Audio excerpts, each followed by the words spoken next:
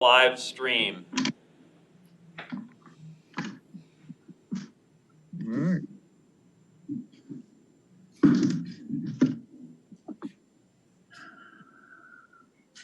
I Mr. think there's an opportunity out there for some enterprising young person to start designing Zoom sets for people to work from home.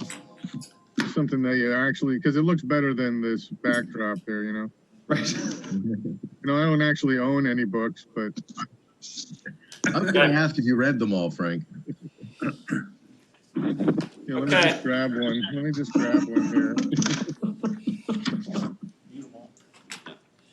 So I think we are streaming. Colin's given me the thumbs up. We are now recording for purposes of the public. I think I did hear Matt on the line, Mr. Turk, or hey, Steve, punch list item. Fixed. I don't know. I think we are all in attendance at this point, so I will call the meeting to order. Was there any? I welcome everybody. Thank you for being here this morning with us under these unique circumstances. Again, I appreciate you making the time to be part of the Finance Committee meeting this morning. Is there any public comment? Were there any questions submitted at all, so that? No public comment was submitted, sir. And if it's okay with you, may I do a quick roll call to see who's in attendance for this Certainly. meeting? Thank you, sir. All right, Brian Dames, I'm on the line. Chuck Dicott, Mike Dowd, Here, I'm here. Frank Facciano, Here. Glenn Geisinger, Here. John Hayes, Here. Ron Heckman, Okay. Larry Hamburger. I saw him on the Larry's line. here. Larry Hamburger. He's muted. Okay, yeah, I thought I saw him. All right, moving on. Jeff Matskin, I'm on the line.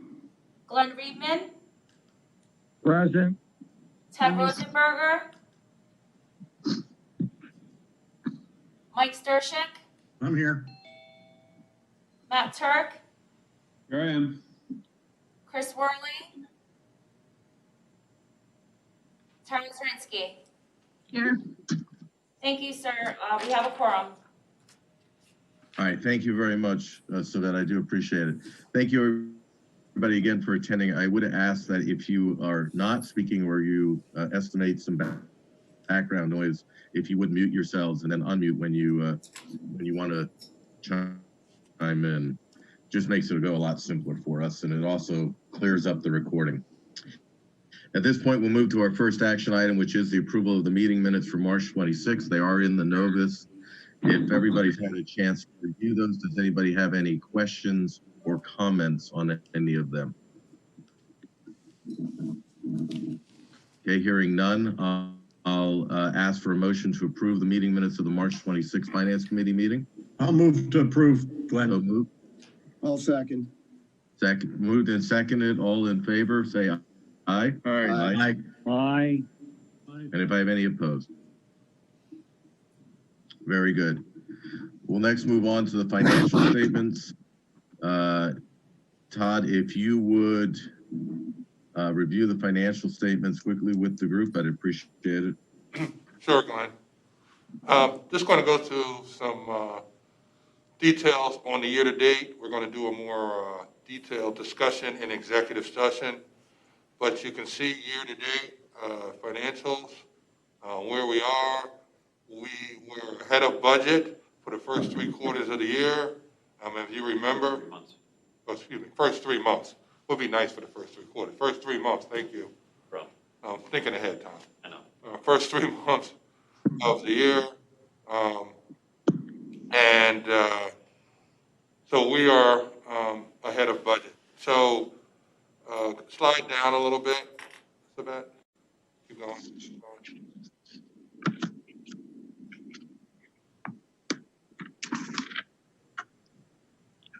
All right, up one. Thank you. So this shows our year-to-date financials, where we are. If you can see, we're down total revenues. We're pretty close to where we were last year at this time. If you look under net revenue, last year we had 7.22 of net revenue. This year we're at 7.293. Slide down a little bit to the bottom line there, where you say the net income before depreciation. Last year we were at 1,705,000, call it, and this year we're at 1,760,000, which is again ahead of budget by 564,000. Slide down a little bit.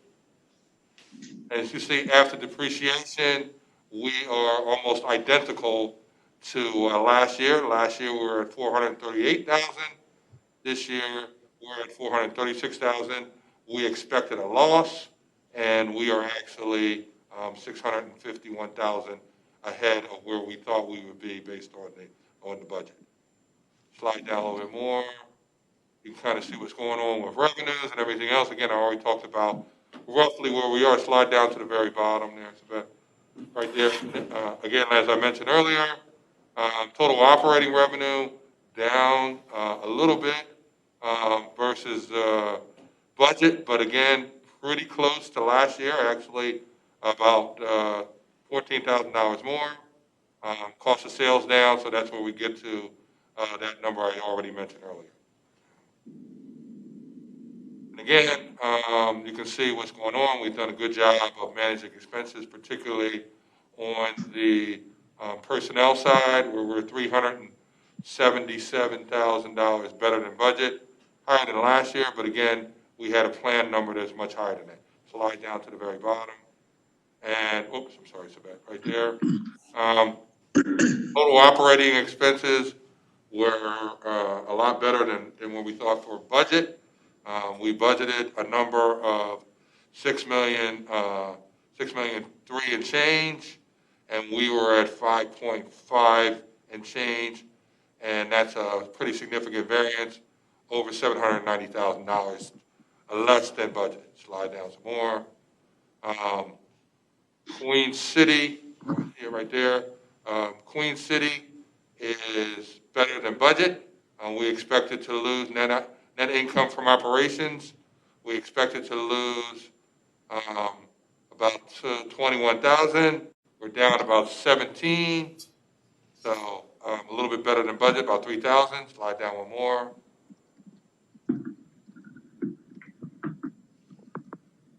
And Braden, kind of the same story. We expected to be down about 60 grand, and we're only down 47 grand. So it's about $12,000. All the expenses for the month are in Novus, so you can see the expenses, because that's one of our reporting requirements. And I'll save the rest of the discussion for our executive session. Any questions? I have a question. I don't have anything in front of me. Did the $6 million from the Fed come in yet? It did not. It did not, and we're going to go into more of that discussion on in exec session. Okay, thank you.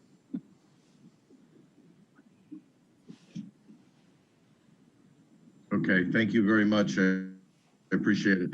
If we could have a motion to accept the financial statements as presented. I'll motion. I'll So second. moved, Frank, and I have a second. All in favor, say aye. Aye. Aye. And any opposed? Very good. All right. Our next item on the agenda is the bond resolution. Todd, if you could cover this. Yes. I'd appreciate it. Savannah has pulled up what's in Novus here, but one of the things that we're doing in response to the COVID is to try to get some more cash in. So what we did is we reached out to our bondholder about deferring the principal on the 2015 bonds. We had a principal of approximately 2.4 million that was due 1/1/21. So that savings will save us cash this year. The breakdown of that is also a novice. About 1.2 of that is from the 2015A, 900,000 from the 2015C, and 360 from the 2015D. These are deferrals, and can you put up the other exhibit that just kind of explains what's going to happen with that 2.4 million dollars. Not that one, the PowerPoint, the one. Okay, great. Thank you very much. I know. So we are looking. Hold on 1 second there, Glenn. I just wanted to walk through I'm this real sorry. quick. The bottom of that? Yes. I'm sorry, yes. Just wanted to show this really quickly, and you might want to expand that a little bit, Sabette, please. Just to give you an idea, that $2.4 million, you can see that, the difference between this year's new debt service and what we were originally scheduled to pay. You can see 2.4 million as what we saved this year. We're going to actually have to pay a little bit more in interest because of that, and then we'll have to make up the principal at various times in the next 10 years. So 2021, you see a $69,000 increase because of the less principal and more interest. 2.22, you're going to see 1.3 million that we're going to have to make up, mostly in principal. And you can kind of see what happens with the rest of the additional debt service until 2029, when we would have to make up the other principal. Keep in mind that our next deferral, when we would actually probably have to refinance the bonds, is 1/1/26. So we wouldn't necessarily get into that 2029 without having to deal with refinancing before that point. So I want to point that out. I think I don't know if I mentioned that the interest rate on these bonds was 2.24 and 2.44. So a relatively low interest rate. And again, this helps us out. Obviously, down the road, we're going to have to deal with some of these deferrals, but for now, it gives us some additional cushion until things turn around. Any questions? And Sorry. Go ahead, Tara. So when you say that the debt can't be refinanced to 2026, is that what you said? I just want to clarify that. We have a 10-year. I mean, we can refinance parts of it, but the way the agreement is to do a full, it's actually callable after 10 years. So we would have to do that anyway. There's portions, I believe it's 25% of the outstanding principal that we can do at any time to refinance. But we'll have to do a full refinancing before 1/1/26. Okay. So is there any penalty if you do refinance before that time? I mean, there is some prepayment issues that you would have to deal with if you refinance before the 2026. And like I said, you keep in mind that the interest rate on this is still, even though we're in a low interest rate, we're still at like 2.4 for a lot of this stuff. I know we had some. Yeah, that seems really low. And we had some new money that we put in there as well, but that wasn't really impacted by these particular principal deferments. But you can't prepay this either. You without a can't, penalty. like I said, you can prepay 25% of the outstanding balance at any point in time. So we could repay it if we wanted to before that time period. This is just a time period that's stipulated if we do nothing. Oh, okay. Okay, thank you. I appreciate your clarification. I just wanted to ask that. And on next week, we'll be bringing this to the board as well, but probably sometime at this point, probably May, we will be getting the actual paperwork done. Once we get all of the actual I's dotted and T's crossed, and then we will not have to pay debt service on the 2015 for the rest of this year even though we might not actually do the actual final paperwork until later in May at this point. And any questions? Anybody have any additional questions for Todd at this point? No, Todd, thank you very much for covering that.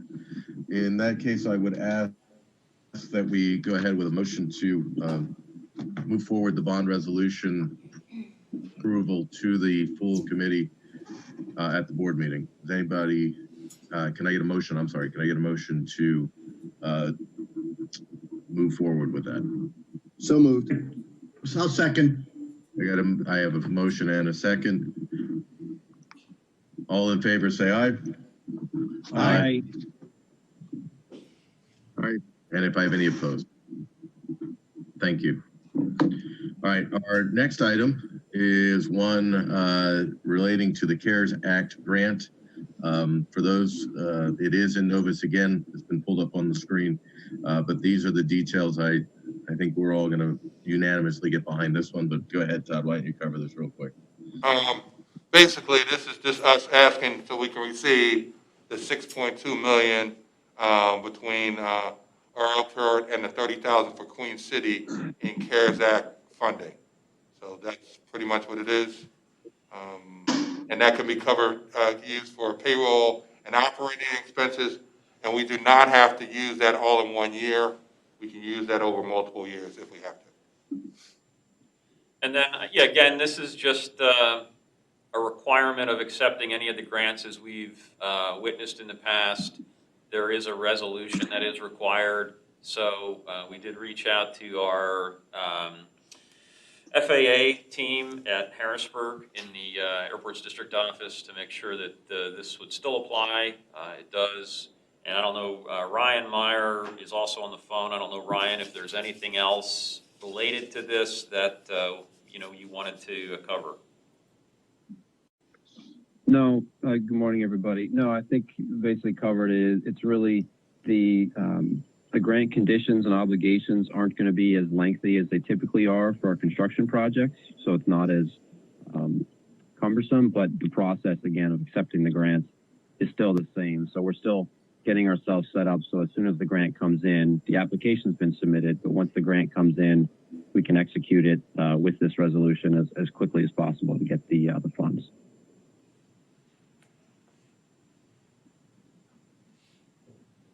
Okay, great. Thank you very much, Ryan, Tom, Todd. If there are no questions on this, I would ask for a motion to move forward with the acceptance of the grant. So moved. I have a motion and a second. Thank you. All in favor, say aye. Aye. Aye. And if I have any opposed.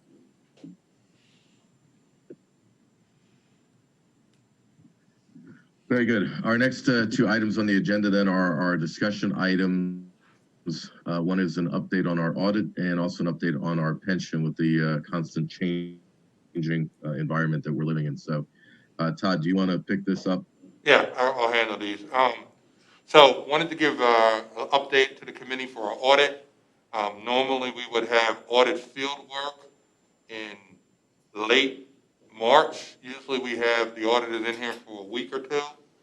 Because of the COVID, they were not been able to come in, so we did a lot of this stuff remotely.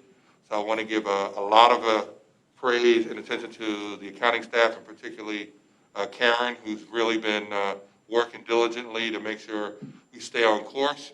So we have a call with the auditors this afternoon, but at this point, the plan is to bring the audit to the board for approval next month.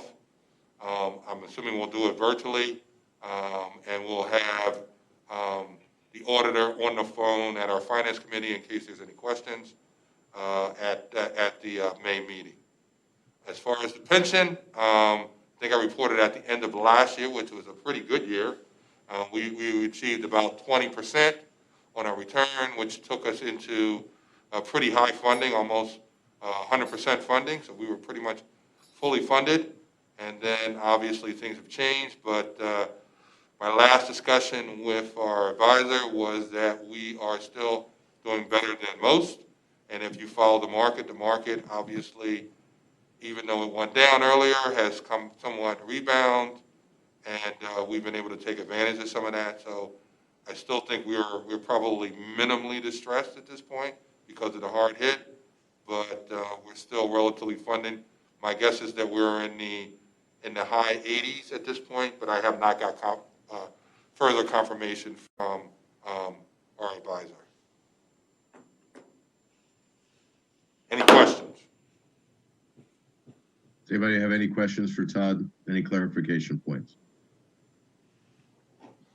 Nope, understood. All right, great. I appreciate I appreciate everybody's input. Is there anything else that needs to come before the committee before we ask for an adjournment? We gotta go into executive session. We're doing that in- All right, hearing none. Going into executive. I will move that we adjourn the committee meeting. If I get a second on that, Second. so done. We are adjourned. Thank you very much, everybody. Thank you. Thanks, thank you. Ron.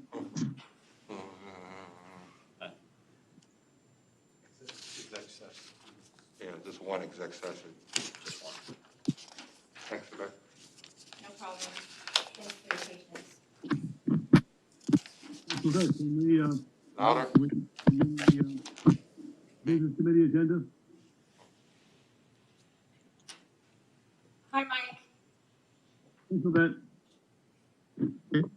Mike, I'm gonna hang in there. I'm gonna have to get off at 10 for a internal Zoom meeting, okay? But glad to see you all, and it is a pleasure serving with you. Good to see you, Frank. Appreciate it. A good meeting, Frank.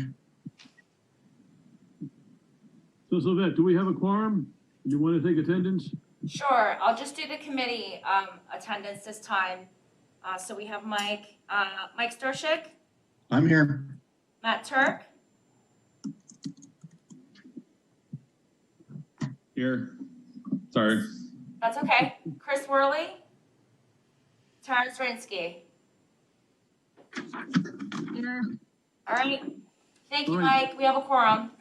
Very good, Sylvette. Thank you, and thank all of you again for hanging in. As Glenn said, these are extraordinary circumstances, although become rather ordinary circumstances, I'm afraid. I think most of us spend more time virtually than we do physically anymore. So thanks for all of your enthusiasm and participation. I will ask if there's any public comment or any questions that were mailed in to us. Any comments? Any public comment? No, sir, we have not received any public comment. All right, well, thank you, Sylvette. And let's move on to the first item of the agenda, and that is the minute of the March 26th meeting. They were distributed to you electronically, and so I will submit them for your review. Do I have a second to review the minutes? Second. Thank you, Matt. Do we have any questions or comments with regard to the minutes? Then may I have all those in favor of accepting the minutes as distributed, please say aye. Aye. Very good. Thank you all very much. Our agenda should be reasonably short, but we'll move to a discussion of capital projects, and I believe Ryan will lead us through that. Yes, sir. So, yeah, we have the capital project updates. I think the last couple of months we had it in notice, but didn't necessarily go through as much. But I'll just kind of go through really the highlights just to confirm where we are with some of our projects, and obviously as I go through, if there's any questions, let me know. So just waiting to get pulled up. The third attachment there.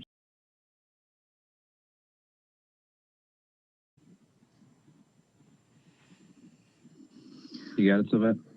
Yep. Yep, we have the first wow. one. Can everybody see it? Okay, great. Very good. Everybody see that? Exciting. So just going through the master plan update, we're basically about 99% complete, just kind of finalizing the production to get that signed off from the FAA. So that'll be a good one to close as we wrap that up. Runway 624, the rehab design. We did have in these times, again, a virtual meeting for package 3 on April 16th. Had about 20 to 25 attendees to that, so that was a good thing. The one thing I wanted to point out here, we may have talked at the last committee, but we did get confirmation that all the 2020 AIP grants are going to be 100% federally funded based on that CARES Act. So just kind of as a refresher, our typical AIP grants are 90%. We cover 5%, state covers the other 5%. This is 100%. So it's really a cash in, cash out, which we're very excited for, as well as Package 3 was basically put together with quite a few ad alternates to really take advantage of that if additional funding becomes available for other airports that may have cut back on some of their projects due to the current pandemic. So getting ourselves set up to hopefully capture as much funding as we can, and then working on the closeout of this grant design component as we move forward. Construction for Package 1, basically, again, we had basically a brief stoppage due to the governor's order, but we resumed the project April 6th. Again, we're kind of continuing our coordination with our stakeholders to maximize the closures based on the schedules with cargo and the reduction in the air carriers. But they're basically working from 10:30 at night to 6 in the morning, which was similar to what we had done prior to the pandemic. And then there's just some progress update photos of what they're doing with some of the infiltration beds. So Package 2, which I think just as a reminder again is touching the pavement more of the versus the grading, but basically same schedule, but in general they've been able to do on a good day about 20 feet by 2,000 foot paving strips per night, which is very helpful. So we're definitely excited about this one because it really is the first step of getting rid of the really bad pavement that we've had some issues with more recently. So that's moving forward. And again, same thing with the coordination there as well. Hangar 11, in terms of progress, things are actually moving pretty well. I know we'll talk more about this in exec committee, but basically the project's about 95% there. The concrete apron is currently being repaired and some of the slabs replaced, so that's a good thing. Epoxy floors are complete. A lot of the connections with the networks, fire suppression, all that is complete. So really, what we're shooting for is basically in May being substantial completion. We're trying to figure out again with the restrictions how we're going to do the final walkthrough for the punch list items, but generally into May it's really going to be like the grading and seating with the project as well. Again, just some update photos, making some of those repairs, epoxy floors, clean, site cleanup, just getting things wrapped up. Really good news. Security checkpoint, yeah, it definitely is. It seems like it's a long time coming, but we're excited.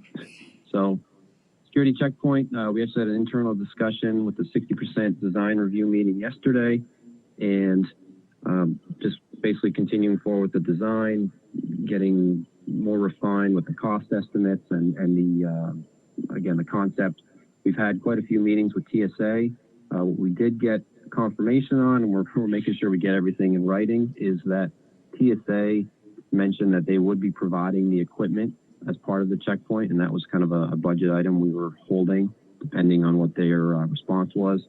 But basically what they were stating is as things progress, they are still using the pre-COVID forecast in terms of where the growth is and where it has been going, and then determine what equipment they'll be using as it gets closer with the current technology and items that are in there. So we're still pushing forward the design, but the big thing to note is, we're not sure at this point if there'll be an impact to the schedule with the permitting review, just given the current conditions, and if there's going to be any backlog based on the current, working from home restrictions.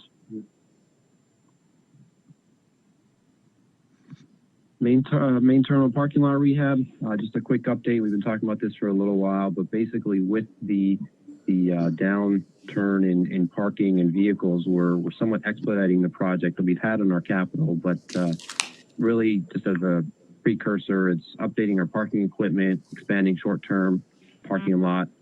We've actually already relocated the barricades for that construction last week. with the help of our runway contractor. So we got that in place, and then we're working on the bid documents to get that paving out so we can get bids in, and then we're still analyzing the equipment vendors based on the quotes that we've been getting as of late. So more to come on that, but we're pushing that forward to really do something we wouldn't have been able to do prior, that we would have had to phase, and it would have actually cost a little bit more. So we're going to save some money with these there as well. Boarding bridge repairs, quick update. They were going to be starting around May 12th, regardless of the pandemic, but right now we're still looking to do that again, beginning part of May. So more to come on that probably next month. Right. Office renovations, again, currently on hold because of the governor restrictions and with the close contact in our office area. But the office furniture in the open area was installed just before the restrictions. Some of the staff have relocated, which I think has helped kind of keep them, 6 feet plus apart. So kind of just on hold until we hear more regarding some potential lifts maybe in May. But as of right now, that's still on hold. Braden Terminal, just kind of talk through this quickly. I think we mentioned the last committee meeting is we did get bids in for the terminal, but they were much higher over our budget. So we're actually working with Vanguard through cooperative purchasing to basically look at a manufactured building, which we were bidding, but looking at some different options to get it closer within our estimate, which they said is doable. So we're just going back and forth with some of that is basically the same layout interior wise. And then we'll come up with more of an update as we get more information here shortly. Thank you. And Queen City Master Plan, just quickly again, the consultant is working on some of the final preferred alternatives with that, based on some direction for Hangar 9, which is that existing older set of T-hangars when you first drive up on the left-hand side. So really putting together some options of what we're doing there, or what do we want to program into the future. So we should be getting a draft of all of that sometime mid-May. Great report, Ryan. Great. Yeah, no, not a problem. And I believe this is probably the second to last one. The obstruction removal before the pandemic had basically stopped. They had taken down all the trees they could in phase 1. We're waiting on the permit agency, NPDES permits for completing basically the final grading, seeding, stump removal. But the other part of this is we're actually working on bidding the second phase of the obstruction removal, which is the trees outside of the some of the current easement areas and what the transitional off to the side, plus some of the other trees that were recently captured through the PennDOT inspections. So still moving forward with that as well. And then I believe this is the last project update, the Hangar 7 fire suppression system. Basically, we're working through some items that were discovered with the contractor and the designer, with just some of the pipe sizing and, again, being an older hangar, how some of those pieces fit in. So contractor's still looking to get started. They're basically going through some of the submittal process, but currently evaluating some of the components and if that'll really affect what they're installing. But as of right now, they're still pushing forward.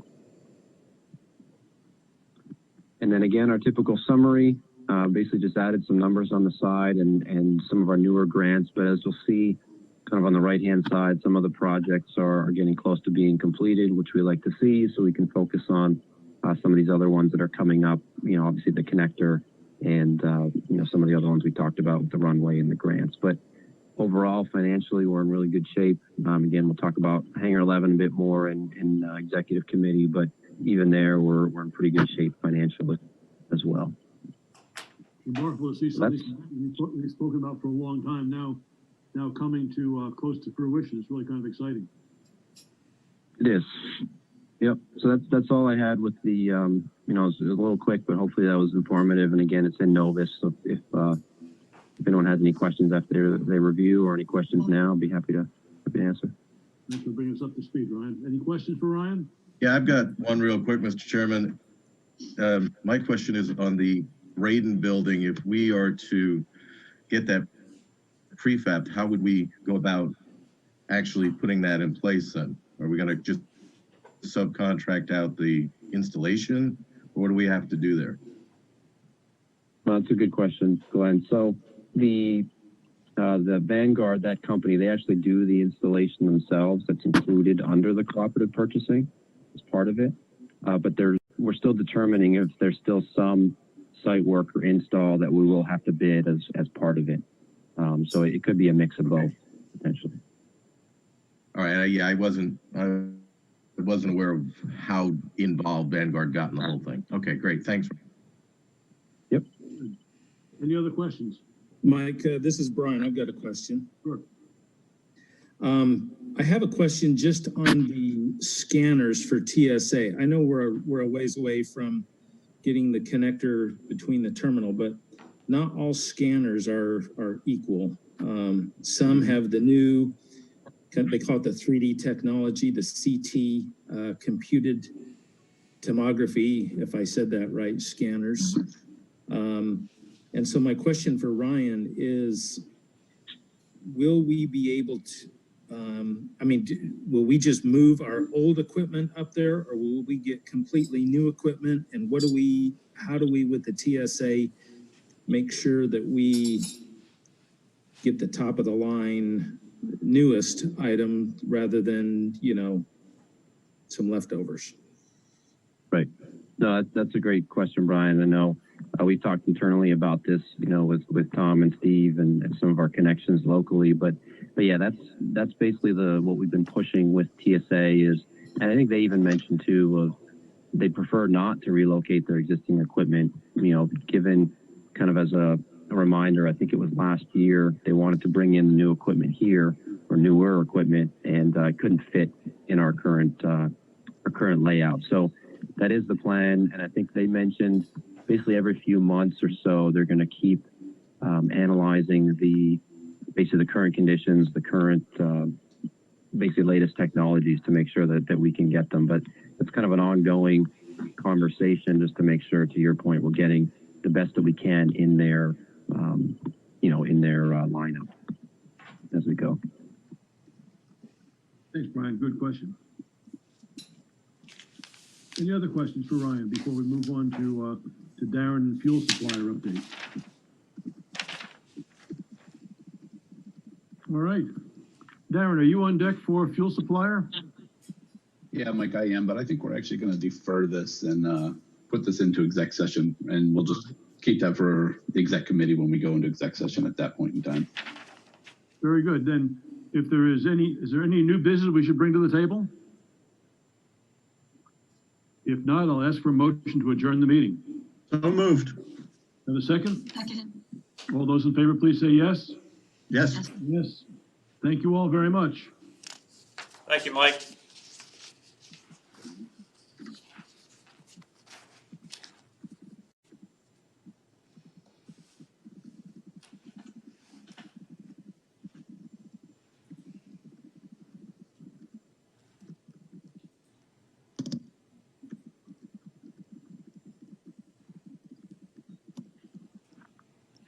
Are we gonna just roll right into this? I know we're scheduled for another 20 minutes, but I assume we can just roll in. So that. Yes, do you mind if I do a quick roll call just for quorum's sake? Yeah, absolutely. You want to do a full roll? All right, thank you, sir. Go for it. John Hayes, Here. Brian Dames, Here. Chuck Dicon. I believe he was planning on calling in though, so. And Okay. Ted Rosenberger. We have 3, we should be good. All right, thank you, sir. Excellent. Do we have any public comment or anything submitted? No, sir, we do not. Very good. We'll move to action items then. First item is approval of our meeting minutes from the March 26th meeting. Move to approve those minutes. Could we get a second on that, please? Second. All in favor, please say aye. Aye. Aye. Opposed? All right, minutes are approved. Other only other action item would be the approval of the invoices from Florio Perucci. Move to accept or approve those invoices. Please take a second on that. Second. All right. Please say aye to approve the Florio Perucci invoices for March. Aye. Aye. Opposed? All right. Those invoices are approved. The only item on here that concludes any action items. We're going to move through to, I think we have there's a number of items that we have the privilege of executive session to discuss. The only item listed on the agenda for discussion is nominating committee. I don't know that there's much to discuss. We asked Larry to chair that committee and to forward a slate for review at our last board meeting. We have a slate in consideration, so I don't know if there's anything further there beyond. We'll take a vote on Tuesday, and I think the only thing to note is that although we have a slate, the judge informed us that we would be able to take any additional nominations from the floor. Is that correct, Judge? Yes, it is.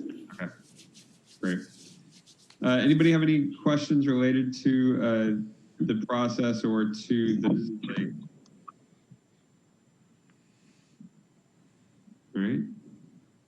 All right. Does anyone have any new business to present to the committee? Matt? Yes, Brian.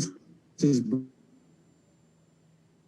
be the best way to bring it up, but Ted and I were discussing this, and also Chuck chimed in on it too, because he had seen some requests for hangars, and we wanted to see if maybe we could forward a request to staff or whatever the process is, whether it goes from this committee to the board to the staff. But we wanted to request some research, accurate costs for engineering, site work, and construction for new hangars at Braden and Queen City. Again, I know that there's lots of projects going on, and Ryan just outlined in the last meeting all the different things that are going on. But the request that was stated well by Chuck was just to, rather than batting around kind of some approximate numbers, but to have some hard estimates so that we know what we're looking at for the future.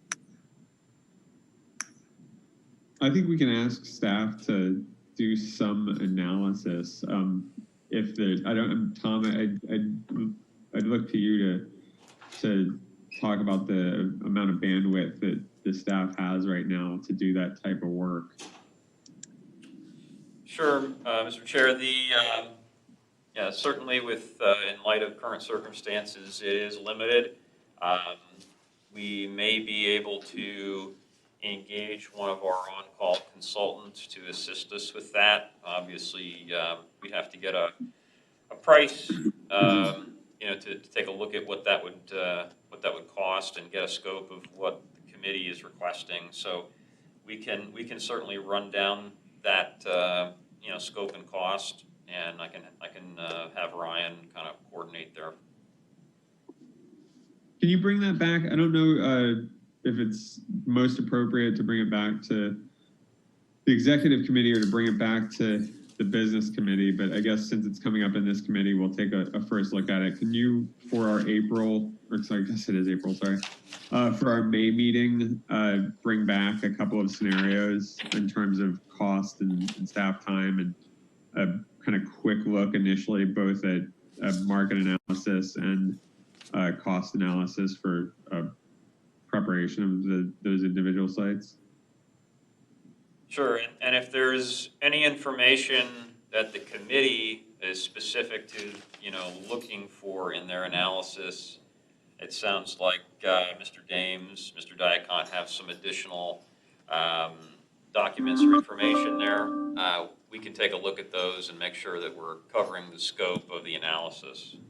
Yeah, it is a tricky spot, Brian. I appreciate you bringing it up now. It's funny where we're at right now because both, I think, certainty around cost and certainty around demand are low for the moment. Things could change significantly in the short term, but I think it's worth at least doing some initial work there. And I'll ask Tom then to bring something back for review to our May meeting. Hey, Tom, can you hear me? It's Chuck. Hey, Chuck. Hey, good morning, Chuck. Hey, good morning, guys.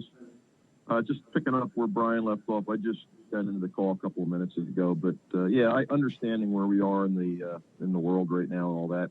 But to me, also on the other side of the coin, it seems like a good time maybe to do some planning since the day-to-day operations are slowed down so much. But my take on it is, if I'm paying, in round numbers, $400 or $500 a month for a hangar, and I capitalize that at 5%, it sold me a $75,000-$80,000 hangar.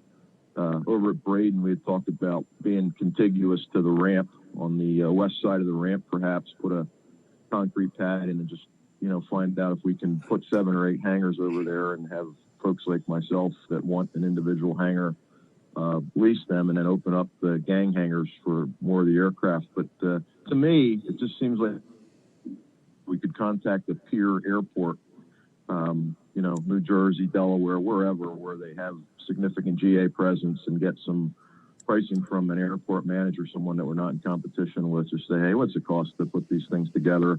I don't think we have to spend a lot of money to do it, but I think a junior staff person could kind of just still go into that for a couple of hours and come back to the committee and just say, hey, here's what this looks like, here's what the extrapolated rents would be, and that's kind of my thoughts. I don't think it's that difficult of an exercise, and I think financially it works, and this is something we could take a look at from that angle. It's absolutely worth taking a look at. I think of this in parallel. It's worthwhile to do some market analysis, and really determine that demand is there, since you do it at the same time. Thank you, Mr. Chairman, and Tom and Chuck for chiming in on that. Thanks, Brian. If there's no additional new business, we have a number of matters. Judge, if you could describe what we'd be asking for an executive session for. There are two matters that I'm aware of. One is a report on a pending litigation matter, which Ryan will be presenting. And the second relates to negotiations regarding a contract for fuel supply. And that is subject to the executive session because I anticipate that there will be discussion about or questions directed to me, and the attorney-client privilege would apply. So that too is appropriate for an executive session. Very good. I would then move that we enter executive session. Could I have a second on that, please? Second. All right. All in favor, please say aye. Aye. Aye. Aye, aye, aye. Aye. Will give us the high sign when we're